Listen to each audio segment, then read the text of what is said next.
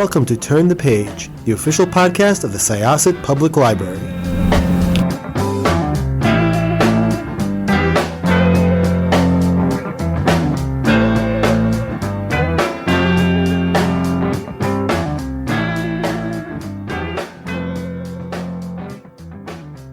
Hi, this is Jessica with Syosset Library's Turn the Page podcast. I'm really excited to welcome back Jessie Q. Sutanto about this particular book, and I'll kind of get into why I really loved this book for personal reasons as well. But it's you write in like literally every genre, right? I try to. Yeah, so you're known well for your the Dial A for Aunties book. Mhm. I interviewed you, I can't remember how long ago it was, but it was about a thriller called I'm Not Done With You Yet, I believe. Oh, yeah, Yes. yeah. Oh gosh, that's a long time ago. I mean, every week feels like a long time ago for That me. is true. But Yeah. yeah, but this one was very, very different than some of the others. And why don't you tell us about it? Oh my gosh, you know what? They always tell us to have like what's called an elevator pitch ready of our books. And an elevator pitch is basically, if you are in an elevator, and there's like a famous director or whatever, and you get like 1 minute to pitch your book to him, what would that pitch be? And of course, I am completely unprepared for it. So I'm going to give you like Oh a long pitch. no! Okay. I mean, there's a lot you can say a lot of things about next time will be our Mhm. turn. I mean, it's told in two timelines. One timeline is the late 90s, the other timeline is sometime in the future. It is a story about two generations, a granddaughter and a Mhm. grandmother Yeah. who was a little older than me in the 90s and is 73 when we Mhm. meet her in the book. And it's like a second chance love story, kind of about the one that got away also, but it's like not in Yeah. the way you expect.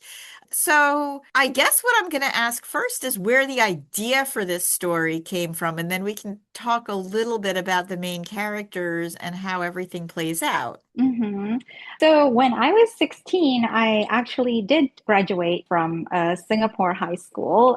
We graduate at age 16 in Singapore, and then we go to what's called a junior college for 2 years. And then after that, that's when then we go to the 4 year college for a bachelor's degree. But so I graduated at age 16, and honestly, I was not smart enough to go to a good junior college in Singapore.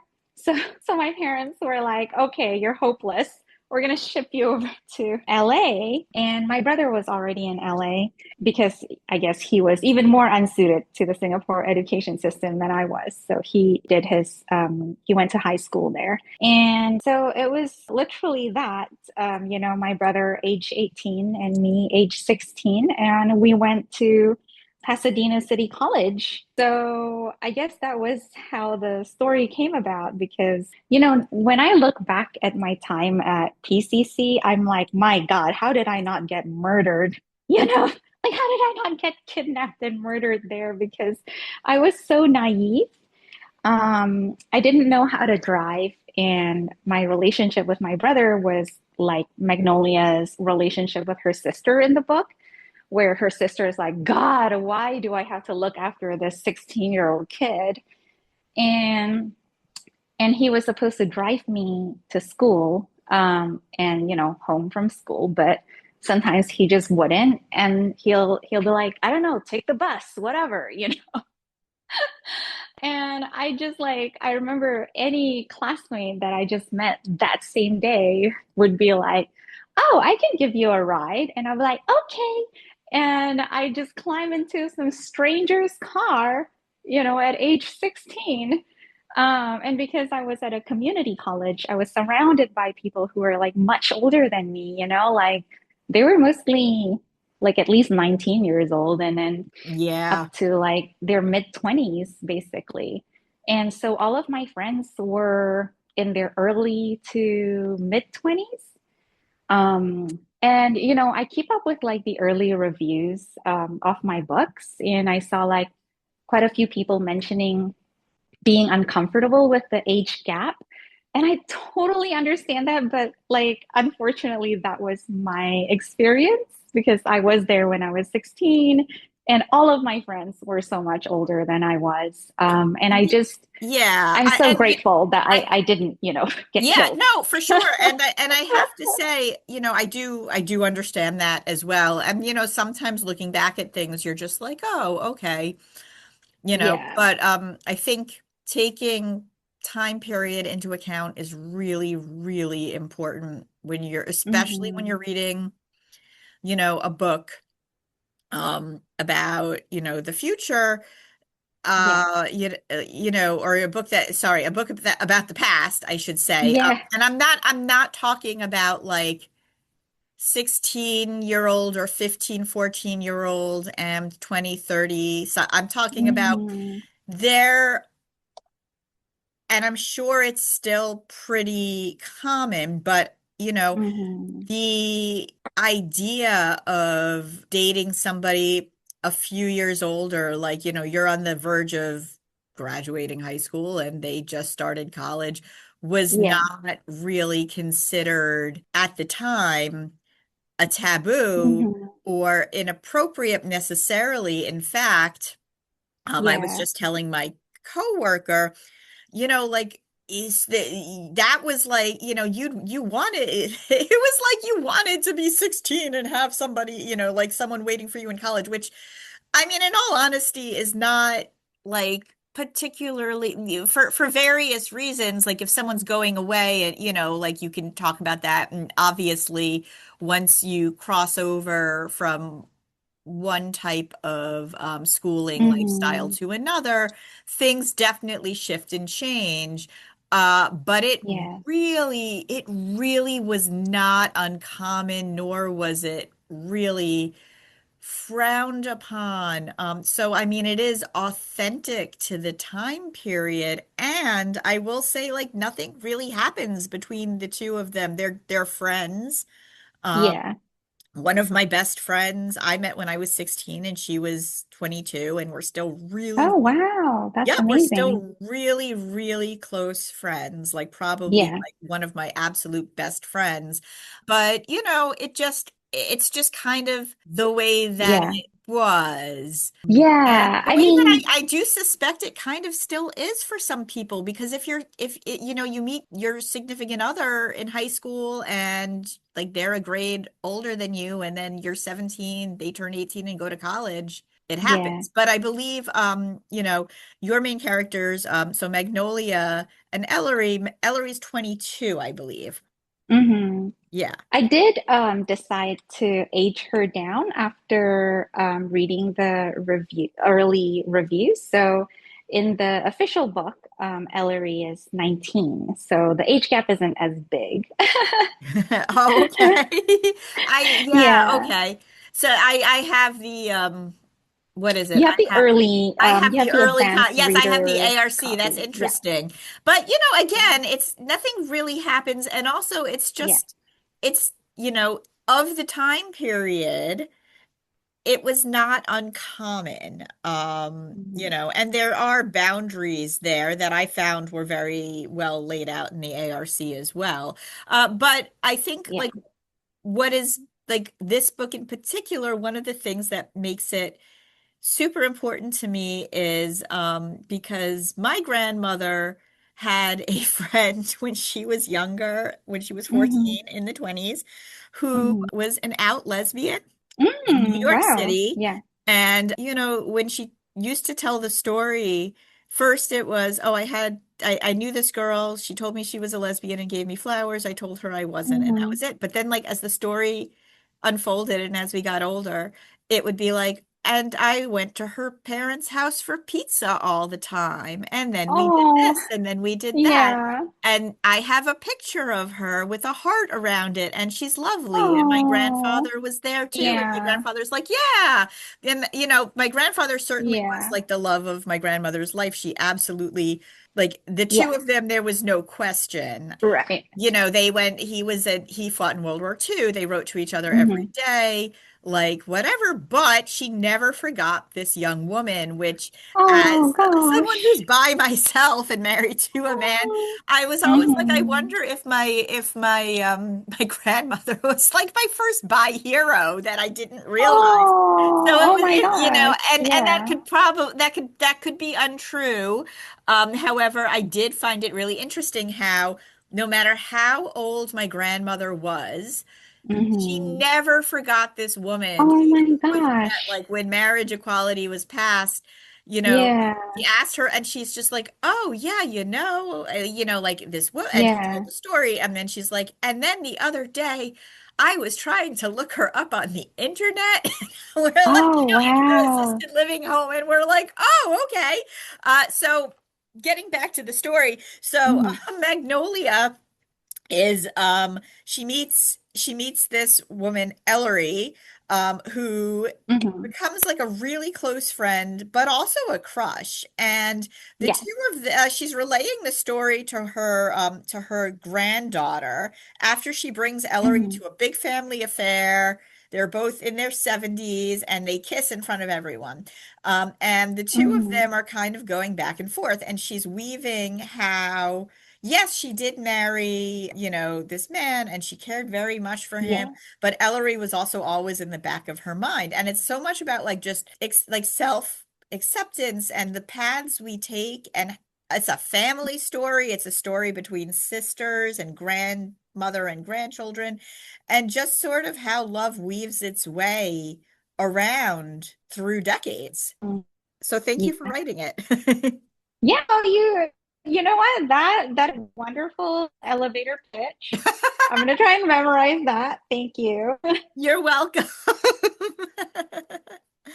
So yeah, so again, like this book was really, really nice. So I really wanted to know, I mean, what made you kind of choose it to be a story told from a grandmother to a granddaughter and not just a piece that took place in the late 90s? I didn't want it to be like a sad story because I think that's something that the LGBT community has like, discussed a lot, how like a lot of like LGBTs are kind of like these tragic things that I wanted it to end on a little note where readers would feeling like, oh, like she paved the way for later generations. Yeah, no, it was extremely effective and it was very hopeful. And I think you did a really good job. And again, I really love how it was also a story about the sisters, Iris and Magnolia, Mhm. who kind of circled each other. You know, Iris had all of this hostility almost. Um, and Magnolia was, the daughter that did the right thing and she married the man. And she, even though she always sort of held this torch for Ellery, but, it was also a story about difficult relationships between siblings and how there still can be love there. That one, it came directly from my own relationship with my brother. So growing up, he was always kind of like the troublemaker, and then parents would tell me like, look, you have to be good, you have to be obedient because we have like our hands full with your brother. And because of the way we were, like, he could not stand my guts. I don't blame him at all.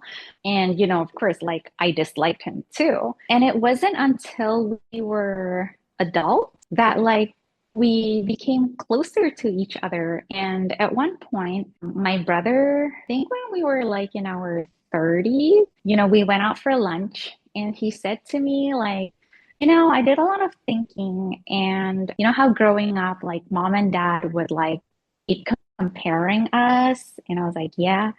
And he said, I'm making a decision right now to ignore mom and dad because I just want to be close to you because you're the only sibling I have. And I was like, And he really did. Like, he was the one who, kind of extended a hand for us to meet in the middle. And ever since then, we've been close and really supportive of each. So, yeah, like the sibling story in this is absolutely like so important to me. And, it's based on, again, like my own experience. Absolutely lovely and shows why it is as authentic as you think it reads. Mm, Yeah, again, I don't want to talk too much about it, but the affair that they are at where she reveals that, she has this girlfriend. Your bio says you have 42 cousins. yes, I do. So, has anything like that ever happened at a big affair? Oh my gosh, no, it hasn't. We're so, we're a very conservative, like Asian family. And that's like, oh my gosh. So like I have some views that say like, well, in the present day, it's like 2050s, right? Because it's kind of like in the future. Like, would the country still be so like conservative, about like LGBT stuff? And I mean, maybe I'm like a bit of a pessimist, but I think it would still be, bad, hopefully less bad for the LGBT community. But I, like I'm not putting money on it changing anytime soon. Fair, and I guess that's also a fair question as well. But Yeah, yeah, I think, I don't know, things go in cycles and some places they go slower yeah. than others. So, I think also it's Hmm. your, being a environment and a country that you're familiar with, I feel like you probably have your finger Yeah. on the pulse a little bit more so. But I mean, it's still, but that doesn't also mean that there's no hope. And I think, again, leading back Yeah. to what you were talking about, that's sort of what this book has. Hmm. Yeah. I absolutely loved it. Like I said, as soon as I saw the description, I was like, well, this is like reminds me so much of, like our theories about my grandmother having, like, Oh, I love that so yeah. much. And again, it's like, famously, it's not saying my grandmother did not love my grandfather because, again, like they were Right. like Yeah. absolutely gaga over each other. But at the very least, this was a dear friend Hmm. to her. And at Yeah, the yeah. very best, maybe it was a crush, who knows? Yeah. Or whatever. But I think like the point is that just because there weren't people back then who were out as gay or Right. understood what it meant to be bi, that it Yeah. didn't exist because it absolutely did. Yeah, Yeah. yeah. I mean, even when I remember when I was in college, I was watching, Sex and the City. It was on, and I remember there was like an episode about bisexuality, Oh and God. I, Yeah. and at the time, Sex and the City was a show that like really pushed the love, like that's why people loved it, right? They were like, "Oh my God, this is groundbreaking." Yeah. And yeah, like the episode, I still remember it, like where they talked about like one of the characters was like, I don't get it. Like, choose a side, like, are you straight or are you gay?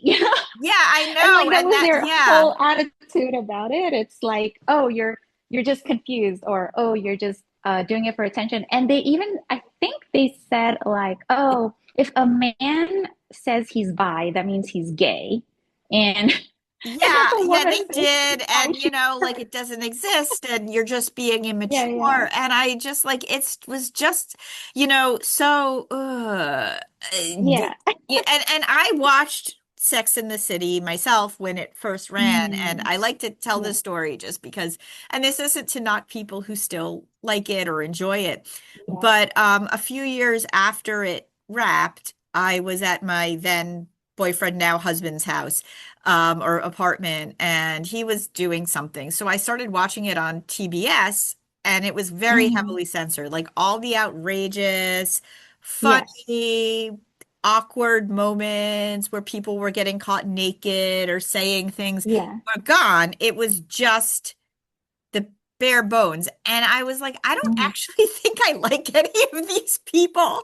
Like, Oh, yeah. yeah, actually now without all of that shock value, I feel like I'm watching something Yeah. that's like people like, like looking back on old friends and being like, why was I even friends with them? They were kind of obnoxious. Um, Yeah. yeah, so Yeah. like for some people things don't age well, but that episode is like something I Mhm. think about a lot. Oh my Um, gosh, me too. and then like back in the 90s, I mean, I was in high school when this article came out and I can't remember what it was in, but it was what magazine it was in.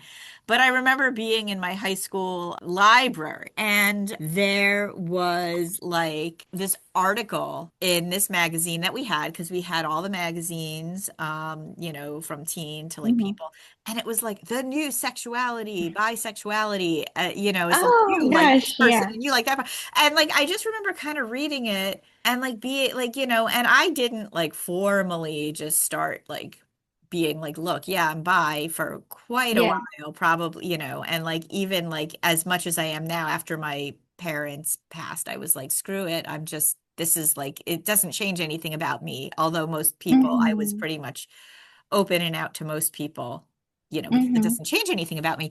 But Right. I remember like reading that article and being like, I mean, this is me, but how is this new if I've always kind of felt like that? Mm. Oh, that's so interesting. Yeah.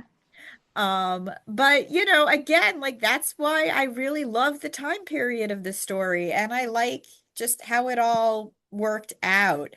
So thank you so much for writing it.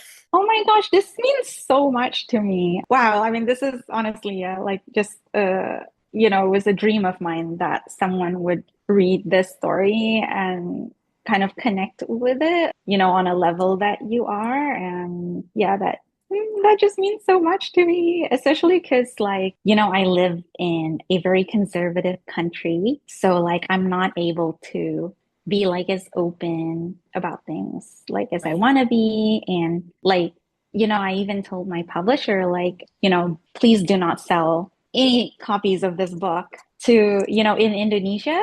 Like, I just don't Right. want to risk anything. I think I actually told them just keep it away from like the entirety of Southeast Asia.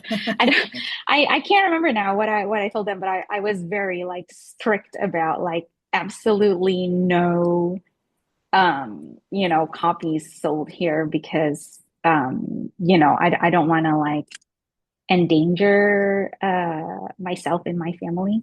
Fair. Um Yeah. so then yeah, like it just means so much to me to hear your thoughts on that. So thank you. You're welcome. So check this book out. It is just wonderful. I mean, it really is. And it's, again, it's like it's a family story. It is so relatable. Even if that's not a part you relate to, it is just so relatable and such a heartfelt story. So thanks so much for writing it. And I'm sure we'll Thank be seeing you you. very, very soon with something else. Yeah, probably a completely different genre. Of course, but it's great how well you do it all. Oh, thank you so much. This is so meaningful. Thank you. Okay, so once again, this was Jessica with Syosset Libraries Turn the Page podcast, and we are going to close this chapter.